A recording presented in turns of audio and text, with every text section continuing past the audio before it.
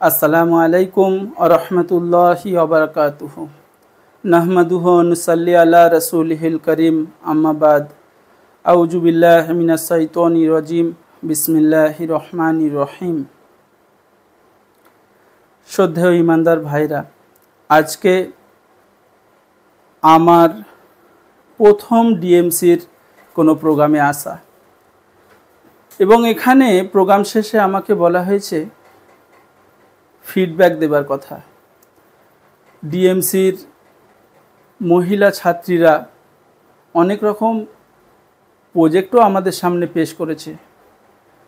প্রতিটা প্রজেক্টের সামনে ছাত্রীরা খাতা এবং পেন মজুদ রেখেছিল তাদেরকে ফিডব্যাক দেবার জন্য, এবং ফিডব্যাক দেবার জন্য আমাদেরকে অনুরোধও করেছিল। সত্যি কথা কি, আজকে যে অনুষ্ঠানে আমি অংশগ্রহণ করলাম, করে আমার মনে হচ্ছিল যে সারাদিন ধরে ফিডব্যাক লিখি। সারাদিন ধরে ফিডব্যাক লিখি ওই মানুষগুলোদের জন্য যারা এরকম একটা সুন্দর আয়োজন করেছে, যারা আমাদের এলাকার বাচ্চাদেরকে মাধ্যমিক উচ্চ মাধ্যমিকের পর একটা ইসলামিক শিক্ষার প্ল্যাটফর্ম তৈরি করেছে। মন থেকে দোয়া করি সেই সমস্ত মানুষের জন্য, আল্লাহ এদেরকে আরও 100 বছর বাঁচিয়ে রাখুক। এরা যে বীজ পুঁতেছে, যেন এই গাছে কি ফল হবে ফলটাও দেখে দুনিয়া থেকে যেতে পারে।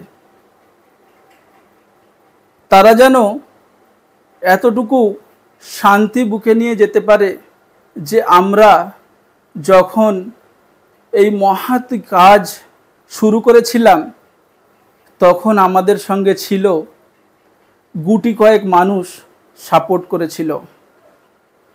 অনেক কষ্ট যন্ত্রণা বুকে নিয়ে হয়তো এই কাজকে আগে বাড়াতে হয়েছিল, কিন্তু এর রেজাল্ট আমরা নিজে চোখে দেখলাম। এটা যেন ভেবে অন্তত শান্তিতে দুনিয়া থেকে যেতে পারে। তারপর আমি বলবো সেই সমস্ত ছাত্রীদের কথা যারা মাধ্যমিক এবং উচ্চ মাধ্যমিক পাস করার পর দুনিয়ার অনেক সাহায্য ত্যাগ করে দিন শিক্ষায় শিক্ষিত হচ্ছে, এবং এই নিয়েতে শিক্ষিত হচ্ছে যে তারা একদিন দিনের খিদমতে লাগবে।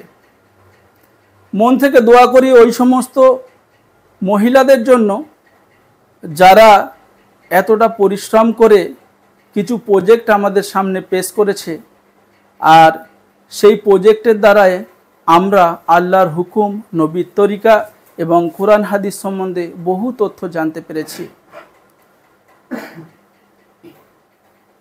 এই জন্য ফিডব্যাক লেখার আমার অনেক ইচ্ছা ছিল যে অনেকটা ফিডব্যাক লিখব, কিন্তু সময় সীমিত হওয়ার কারণে কোনো ছাত্রীর কাছে গিয়ে তার প্রজেক্ট দেখে আমি লিখেছি যে বোন, আল্লাহ তোমাদের এই মহতি কাজের সঙ্গে মৌত পর্যন্ত জড়িয়ে রাখুক।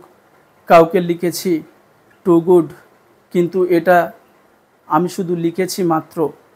আমার তো বলার কথা ছিল অনেক অনেক কিছু লেখার কথা ছিল।